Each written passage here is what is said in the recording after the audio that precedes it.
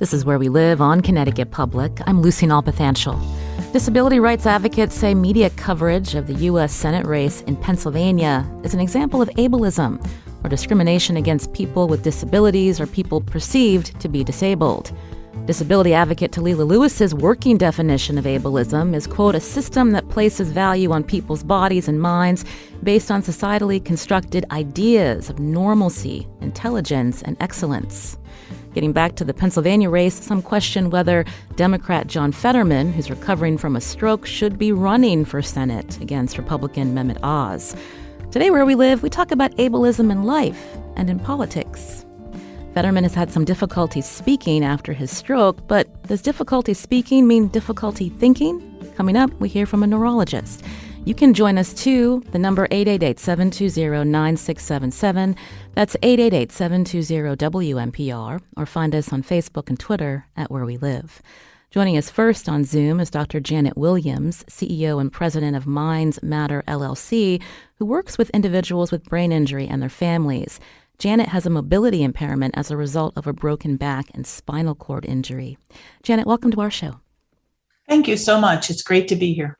I started off by reading a couple of definitions of ableism, and I'm wondering if you can talk about that and how you've experienced that in your life, Janet. Yeah, my injury was just 3 years ago, but I've spent my life working with people with disabilities. It certainly gave me an entirely different vantage point. You think you're sympathetic and then it happens to you. And for me, I have seen it with people kind of micromanaging my movement, whether that be people that I've just met or strangers, and some with the people in my life. So things like, are you sure you can do that? And questioning my ability to know myself. And I think that is such a huge theme in this whole debate is, ask Fetterman, why are we not asking the person affected by it? And when we do, we continue to doubt. So I just went on a pretty big trip and I was with 8 other people I had just met. And the first day someone turns to me and says, you're just going to have to hurry up. And I just looked and said, why? Well, she couldn't answer. She couldn't answer why I needed to hurry up. That was her standard. So that really gets to what ableism. It's, a discrimination and social prejudice on what the expectations are for people without disabilities and putting those on people with disabilities. We know that there are different types of discrimination, but do you think ableism is a discrimination that society will tolerate? Absolutely. It does every day. Mm. We see it every day. We see it when people choose an inaccessible venue for a meeting or event, therefore just excluding some participants, using the handicap stall when you don't need it. And then someone with a disability comes in and can't use it.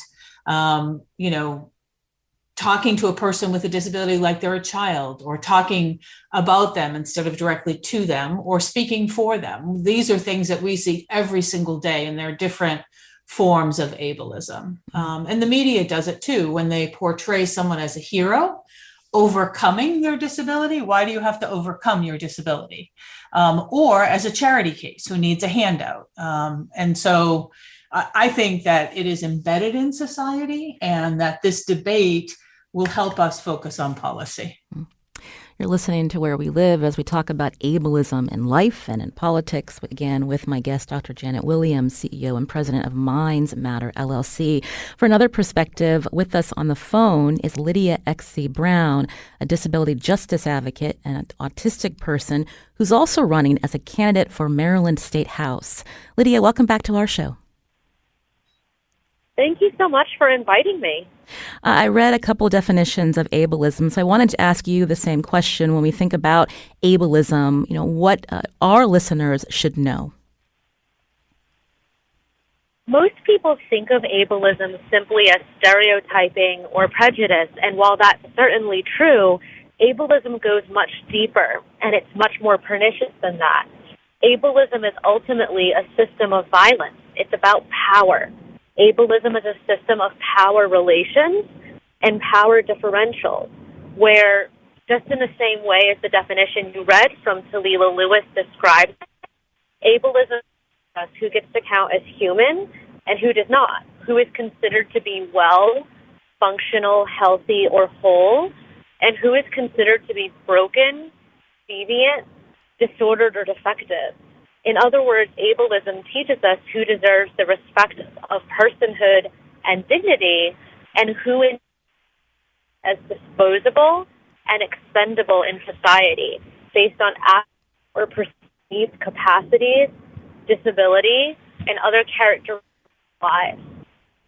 Lydia, we were talking about the John Fetterman, Mehmet Oz race in Pennsylvania. I wanted to hear your perspective on the coverage of that Senate race, how the public, how the media have responded, because you also have another perspective because you were also running as a candidate in Maryland.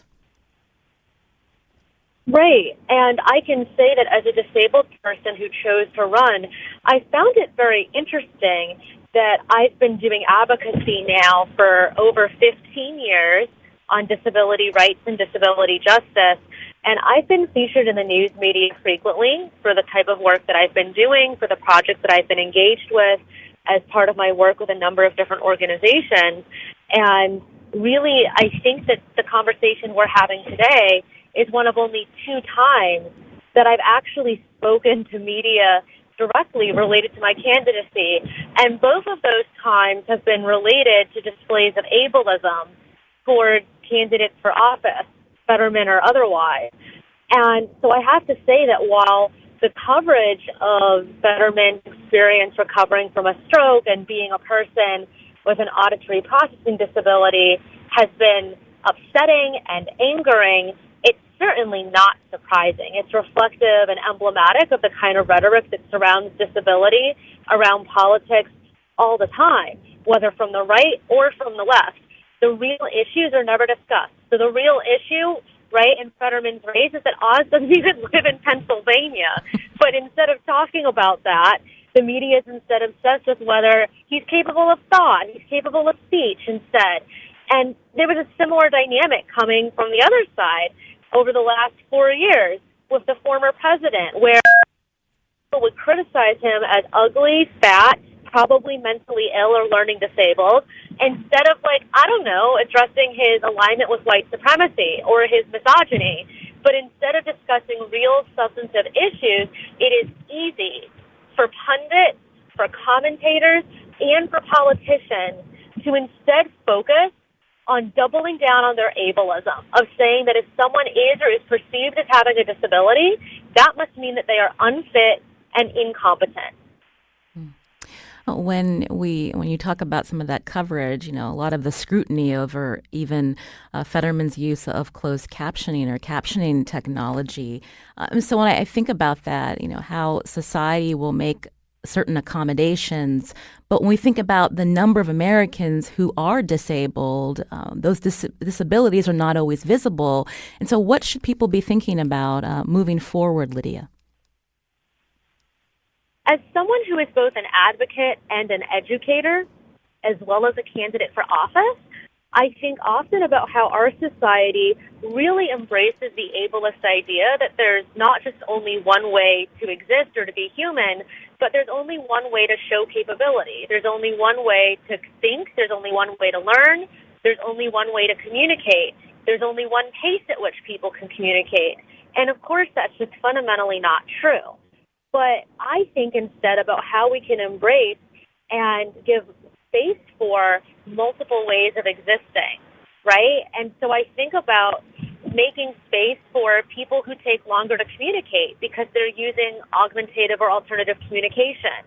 I'm thinking about making space for people who are communicating with support from interpreters and the people who don't understand the language they're communicating in, no matter what that is, whether it's Portuguese or Haitian Creole or Amharic or American Sign Language.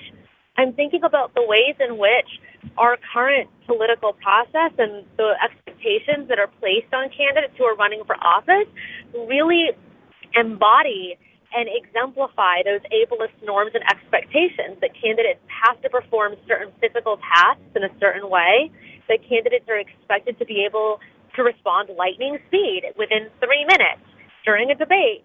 And that the average person may not be able to do those things, but that doesn't necessarily mean they're not capable of holding office or that they wouldn't be an effective, responsive, and accountable leader. And, the work of being a senator or being a state legislator doesn't depend upon the ability to respond rapid fire in 60 seconds to 3 minutes in a debate. It doesn't depend upon the ability to walk door to door to talk to voters, even though those are expectations that are placed upon candidates in the normative sphere. So I think instead about how we can be creative in rethinking why we assume that people have to do certain tasks and do them in a certain way and at a certain pace in order to be considered viable candidates or potential leaders. You're hearing Lydia X. Brown. They're a disability justice advocate and an autistic person who's also running as a candidate for Maryland State House. Lydia, stay with us. I wanted to take a quick call. Noelle's calling in from New Haven. Noelle, you're on the show. Good morning. Thank you so much for raising this topic. It is timely, and I don't think we can say enough about it. Thank you to your guests. And as a special ed teacher, I just want to say I have worked in the field of differently abled people for 30 years. And the gift that they bring to us is exactly the gift of smashing, really, the myth in the United States that we can do it alone. No, we need each other. Franklin Roosevelt, one of our best presidents, suffered from polio, and that didn't seem to impact the ability he had to get things done. So John Fetterman, go John Fetterman. And thank you again to your guests. Thank you, Noelle, for your call. Janet Williams, you're still with us. Did you want to respond to Noelle's comments? I would say that I think it's very interesting that, we didn't know President Roosevelt used a wheelchair while he was in office. And I think that says a lot to, even back then, that people didn't want to portray him as a person with a disability because they would see that as a negative. Lydia, who's still with us, we got a comment from a person who lives in East Haddam who wanted to share that he traveled overseas a bit. And what's interesting about ableism abroad is they use the word determined instead of disabled, that these people are determined. He's curious your take on that, Lydia. This is Lydia. I also note that the comment we had on the phone from Noelle also used different language to describe disability, and Noelle used the phrase differently abled. And now I personally don't like to use language like differently abled or special needs or exceptional or the phrase in reference to disability. And the reason why is that using euphemistic language to avoid saying disability ends up reinforcing and perpetuating the very stigma that such terminology is trying to undermine or to challenge. By avoiding saying the word disability, we further entrench the idea that to be disabled is a negative or bad thing, that disability is inherently undesirable, and that disability equates to some form of inferiority. And when we say the words disability and disabled, we recognize both that it is okay to be disabled, that disability is a natural part of the human experience, as the preamble to the Americans with Disabilities Act states, and we recognize the very real impact of social, cultural, and political realities in shaping what we consider to be a disability and the experiences of disabled people as a minoritized and marginalized community in society. Janet Williams, did you want to respond to what Lydia shared? Yes, Lydia, I wished I lived in Maryland and I could vote for you and work for your campaign. The other thing that I would say about that, on your comment about disability, it's so interesting because I've mentioned to people that I have a disability and they immediately say, well, no, you don't. No, you don't. You're getting better. And so it's this, they're saying it's not okay for me to have a disability and don't worry about it. You'll get better. So I completely agree with you. And I think using any other euphemisms for disability definitely takes away from the fact that it's okay to have a disability. Lydia, can I ask what it's been like running for Maryland State House? Well, I can say as a first-time candidate, I've learned a lot about the political process that you just don't learn from books or trainings or conversations. And trust me, I've had plenty. I've been to workshops for people interested in running for office, about to other people. I've worked on campaigns in the past. It is not as actually doing it. But, I will say that as a disabled person, I've certainly experienced challenges and barriers in the process of running that might not apply for non-disabled people. But, I think I've risen to the challenge. I will, one thing I can note is that I've gotten very, very good at phone calling people to ask them for money, which is not a skill I thought I would have to develop as an attorney. Well, we really appreciate hearing your perspective and your experience on the campaign trail. Again, Lydia X. Brown, a disability justice advocate and autistic person running for the Maryland State House. Lydia, thank you for your time on our show. Thank you again for having me. I'm always glad to be here. And Lydia has also worked on a glossary of ableist language. We'll be sure to share that with our listeners later on our social media. Dr. Janet Williams is still with us, CEO and president of Minds Matter, LLC, who works with individuals with brain injury and their families. Coming up, we're going to continue talking about ableism in life and in politics. You can join us too, 888-720-9677. That's 888-720-WNPR, or find us on Facebook and Twitter at Where We Live.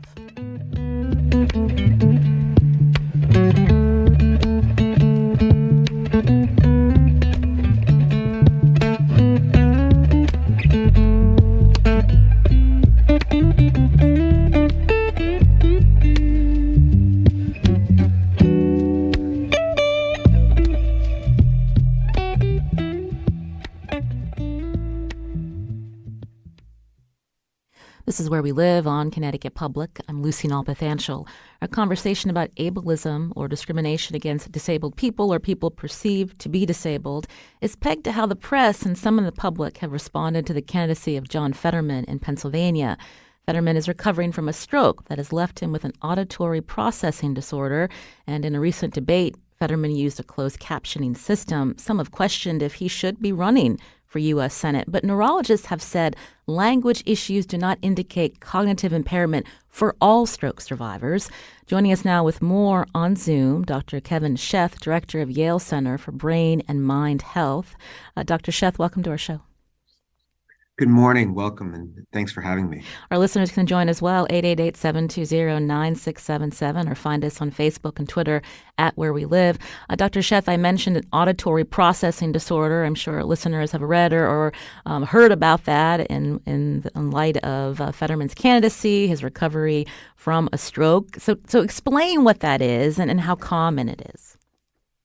Well, I think, first of all, when we hear the term auditory processing, I should say that it's a little bit hard for me to decipher exactly what that means. It could mean a few different things. When I hear auditory, I think, like many folks, I might start thinking about hearing. But in the context of speech and language difficulty after a stroke, what is much more common is actually the mechanical challenges with speech articulation, and then also with all of the aspects of language. And I'm happy to break down what I mean by that, if that's helpful. Yes, please. So speech and language, in some ways, as you can imagine, are very much interconnected, but they're also distinct entities. In some ways, as an oversimplification, I may think of speech as the coordination of the many mechanical movements that are required in order to produce sound that we translate into words. You can imagine that coordinating the muscles of your vocal cords along with the muscles of your throat and neck, along with the muscles of your mouth and tongue, all of these elements working in concert together, that really produces speech. And all of those elements are really muscles that are controlled by different parts of the brain. So you can think about speech as a way in which there's this mechanical element to it.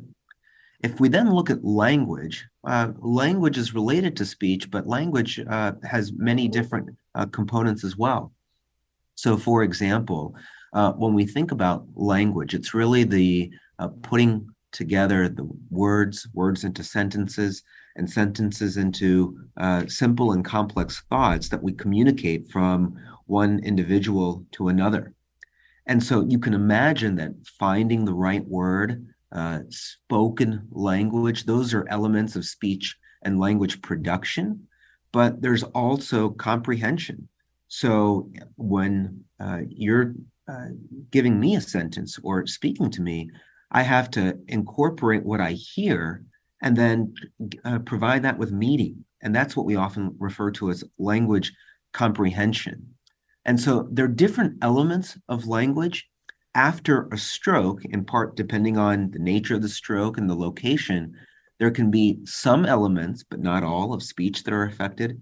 There can be some elements of language, but not all, that are necessarily affected. So it really varies from person to person. In light of again, what we're focusing on, and that is the perception of candidate who's recovering from a stroke and whether that impairs cognitive abilities, what do you want our listeners to think about in this larger debate? Sure. So it first of all begs the question for what we mean by cognition. And I think embedded in your question, what you're suggesting is, are there sort of non-language components of cognition, the ability to process information, the ability to think critically? Is language a surrogate for sort of non-language cognition? And the answer is, well, it sort of depends. But I will say that one does not necessarily translate into another.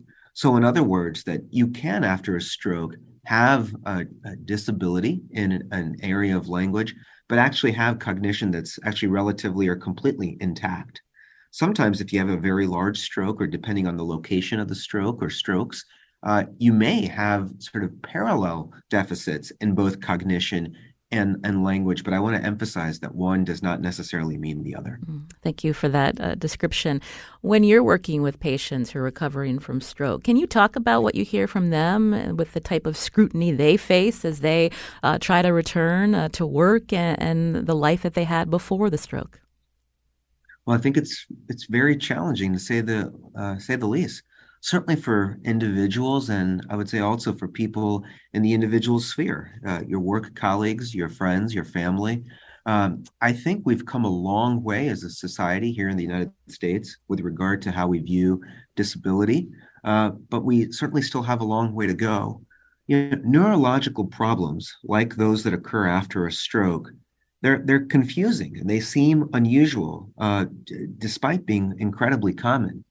And when those deficits involve aspects of speech and language, I think sometimes individuals don't know how to explain that, and people, even well-intentioned, don't know how to react to that.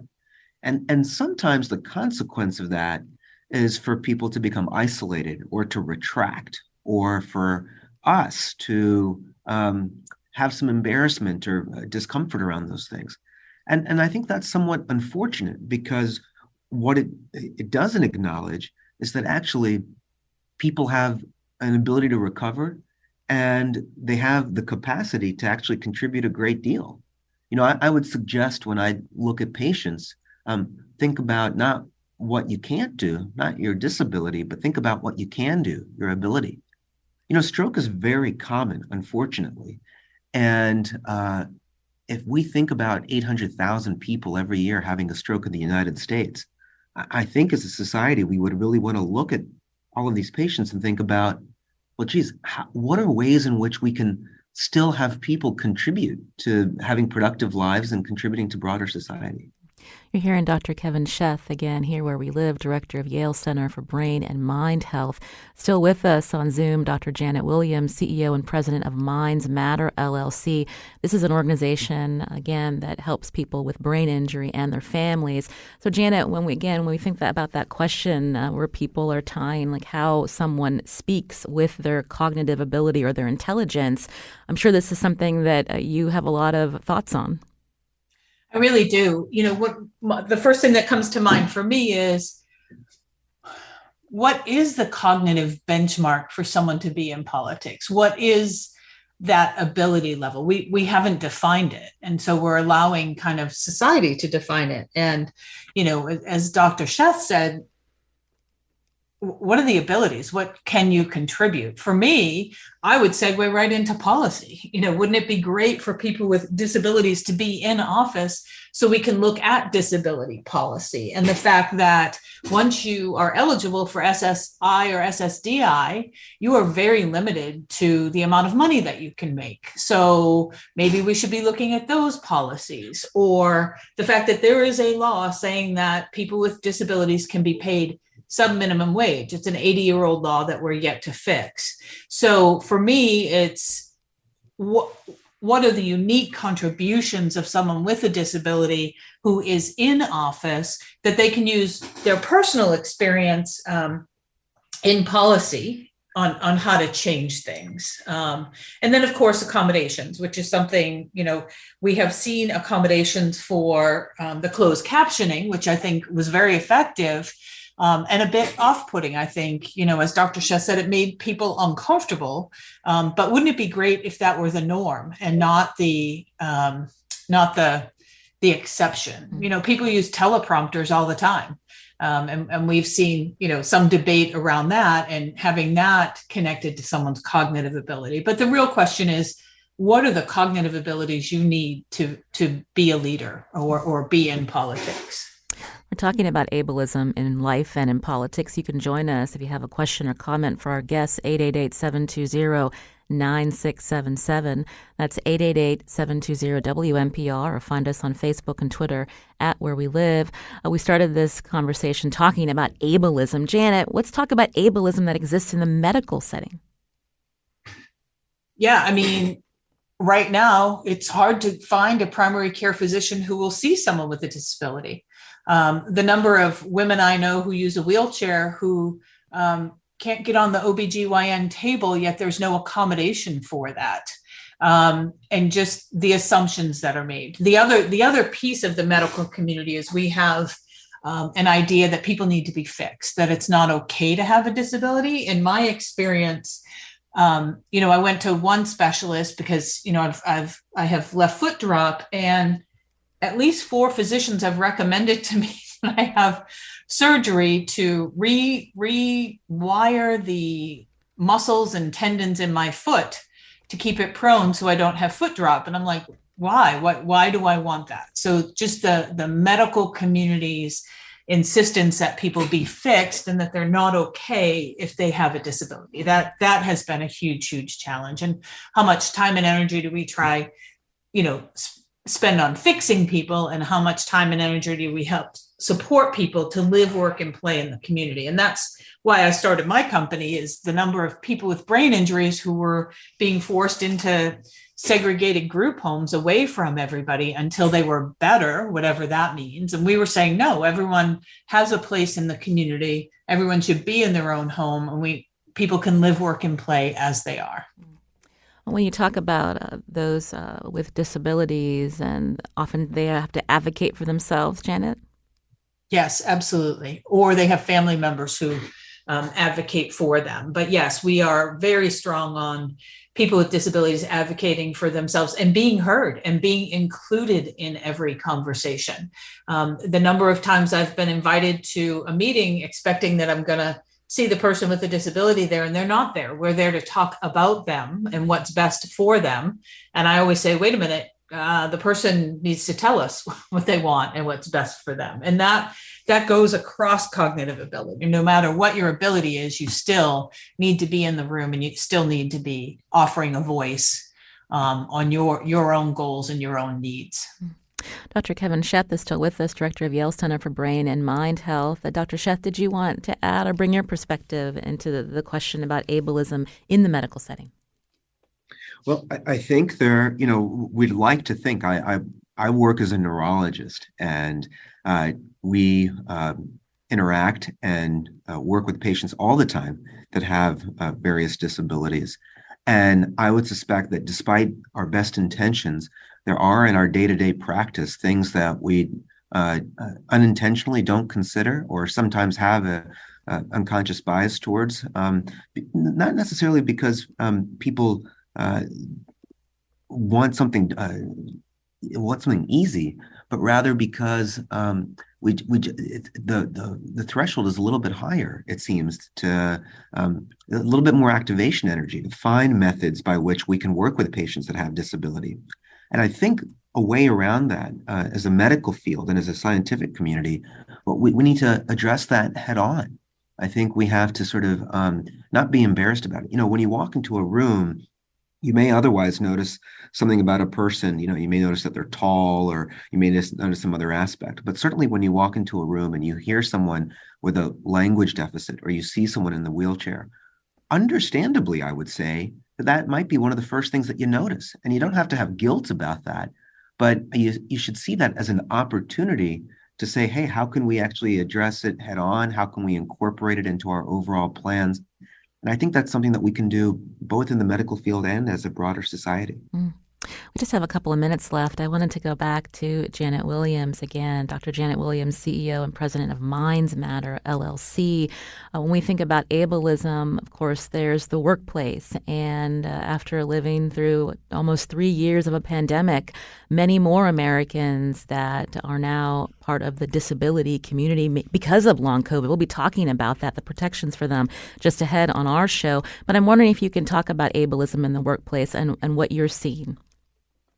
Yeah, in 2020, only 17% of people with disabilities were employed, compared to 61.8% of non-disabled. And while, that was during the pandemic, it's still the same distance between. So, 50% more people without disabilities are employed.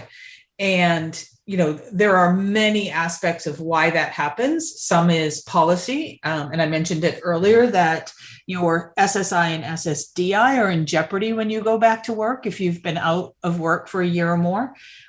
Your benefits, and also the attitudes of the people where you work. We hire people with brain injuries all the time, and have extra, we are very good about asking, what are the reasonable accommodations that you need? I work with a woman who had a brain injury, and she wanted to work in an inpatient rehab setting. And she sent out 20 resumes to inpatient rehabs that had for people with brain injury. She got her bachelor's and her master's degree after her brain injury, sent these 20 letters and resumes. Her resume was rich with experience, and mentioned that she had a brain injury in her cover letter. She got 0 interviews. She came to me. She was so discouraged. She said, I didn't even get a first interview. I know they're hiring. And I said, well, pick some more places and mention that you don't mention that you have a brain injury. She did 10 more. She got 10 interviews because she didn't mention that she had a brain injury. So again, it's that stigma, it's that ableism, it's those attitudes toward people with disabilities, and not looking at what are the contributions that people can make. For us, when we have a therapist who has a brain injury and they go in and work with someone with a brain injury, it's just incredible, because the person they're working with is saying, wait, what? You went back to school after your brain injury and now you're working with other people with brain injuries? I can do this. And so really looking at what are the essential functions of the job, and how we can support you to do those is the most important thing. Then real quick, Janet, once someone who's disabled is employed, the reasonable accommodations. We hear that phrase a lot in terms of how an employer should accommodate this particular employee. I'm wondering if you can give us your perspective on that as well. And what again employees have to do to fight for particular accommodations that they need. Yeah, and we do see that all the time. It's inherent in the questions that are asked during an interview, like, do you have a car? Can you drive? No, the question is, can you get from point A to point B? What can you use can you get from point A to point B? Because people can use public transportation. Maybe they have a driver. What are the accommodations that you use to get from point A to point B? And you can't even ask about those accommodations until someone chooses to do that. And what's reasonable? It's reasonable that there is a ramp into every single building because it's the law, both federally and, through the Americans with Disabilities Act. It's reasonable.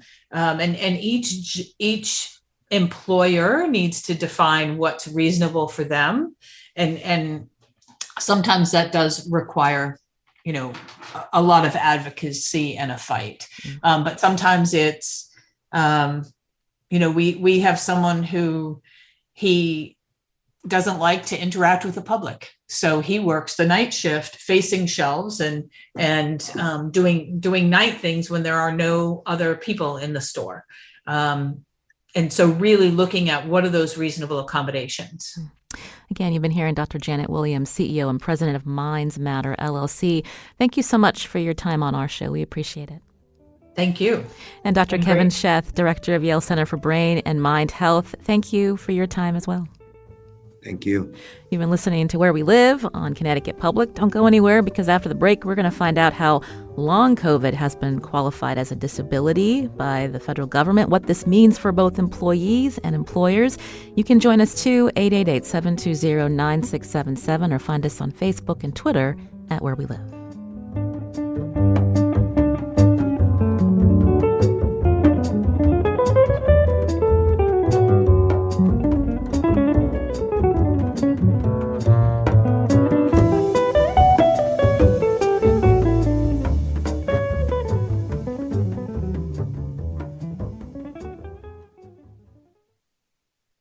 This is Where We Live on Connecticut Public. I'm Lucy Nalpathanchel. As we talk about disabilities, it's important to note 1 in 4 Americans has a disability. Many of those disabilities are not visible. Now, long COVID has been qualified as a disability by the federal government. We know symptoms of long COVID can range from a few weeks of fatigue to many months of brain fog. According to the Brookings Institute, long COVID's keeping nearly 4 million people out of work. For more on how both employees and employers are responding, with us on Zoom is Dan Schwartz, employment law partner at Shipman and Goodwin and creator of the Connecticut Employment Law blog. Dan, welcome back to the show. Good to be with you as always, Lucy. Thank you. And so I mentioned this, I think it's a DOJ distinction on long COVID as a disability. Can you explain this and why it's important? Yeah, I think it's important to understand what a disability is, at least under the law, and that is a substantial physical or mental impairment that affects one or more major life activities. So, we typically view the cold and the flu, those are just temporary ailments overall that may not be a disability. And I think people were thinking COVID would fall within that. And last year, the Department of Justice came out with guidance that said, no, long COVID can qualify as a disability if it meets the other criteria that we normally think of as for a disability. So what does that mean for workplaces and how they're responding? Is it concrete enough for them, or is there too much gray here in terms of how a particular employer can respond to an employee who has long COVID? Well, you've even gotten additional guidance from the EEOC that basically says employers need to take this seriously. And that means if an employee comes to you and says, look, my doctor has told me I'm experiencing some symptoms, I may need some help, it's up to the employer to listen, but also to have that interactive discussion. That's really a key phrase under the law is an interactive discussion. It's normally a back and forth of what the employee might need to perform the essential functions of the job and what the employer can reasonably offer. And for long COVID, you can see that there will be things like maybe some additional time off or additional time to perform a task that an employer can and should offer that isn't going to be too costly for the employer, but that will enable the employee to do the job. And are some responding with a little skepticism around long COVID, Dan? I'm just thinking about, are there complaints being filed from people who are not getting those accommodations or interactive discussions, as you've mentioned?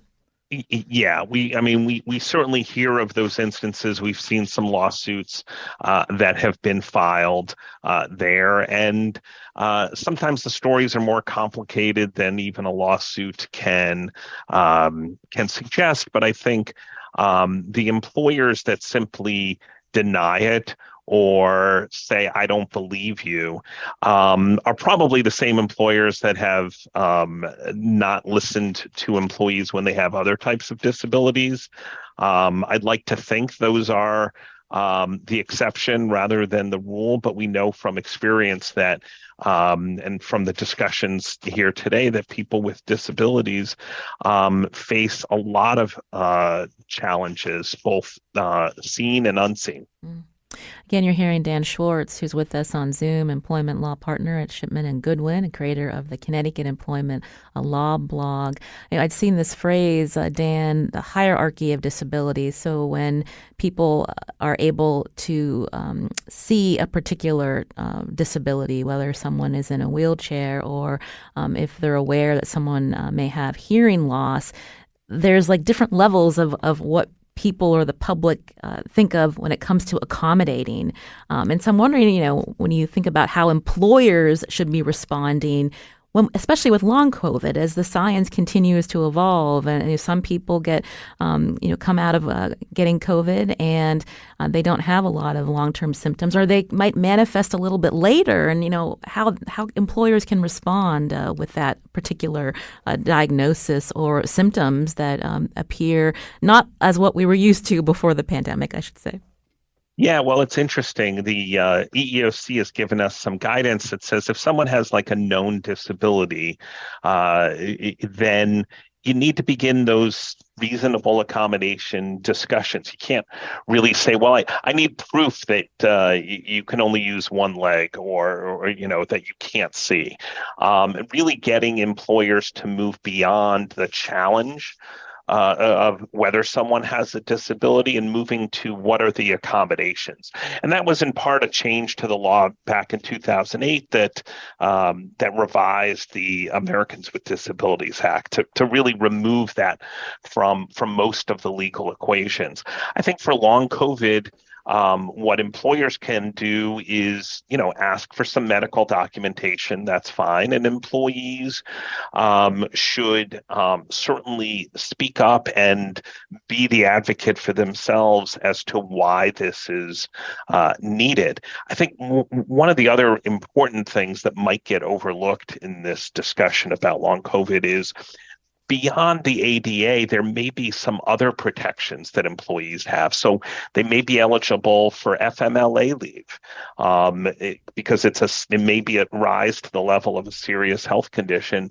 And remember, Connecticut now has paid leave. So employees can apply for that benefit if they've been contributing over the last year and take that. And you can even find information about that on the Connecticut Paid Leave website that talks about COVID and how in many instances it may qualify for protection. When we think about the conversations that employees and employers are having, certainly I would think that there's particular training that even HR needs to go through to make sure that they're following the law and the accommodations that need to be met, Dan? Yeah, for sure. And if anything, over the last 3 years, we've all gotten a crash course on how to deal with diseases and vaccines and everything else. And you add this to the pile. I mean, it's certainly complicated because no one's had this experience prior, right? No one heard of long COVID back in 2019. So I think for HR people and for companies, it's getting their staff educated as to what it is. And that requires a little bit of training, but then also what the law requires. And from that perspective, the law is fairly stable.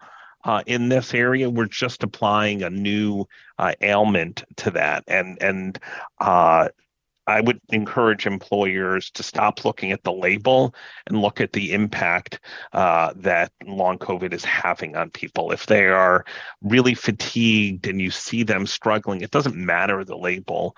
You ought to be seeing if you can help them. We're all going through this together. It's sort of short-sighted to do it otherwise. Right. Before we go, Dan, what are we missing in terms of how our listeners should be thinking about this? Maybe it's their loved one is experiencing this, or they themselves are experiencing symptoms from long COVID, and the conversations that they should be having with their employer, or vice versa. Yeah, I think, first obviously is talk with their doctors and make sure they're getting the care that they need.